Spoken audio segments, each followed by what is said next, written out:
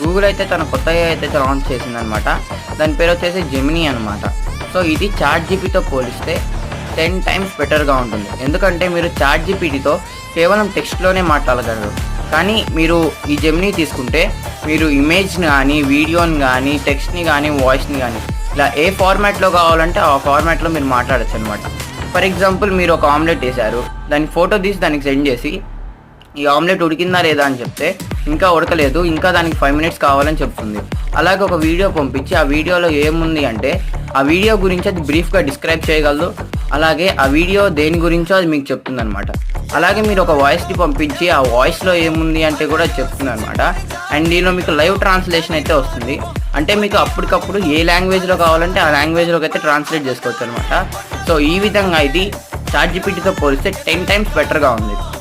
So future మొత్తం ఇంకా Gemini rule చేస్తుంది అనిపిస్తుంది నాకు.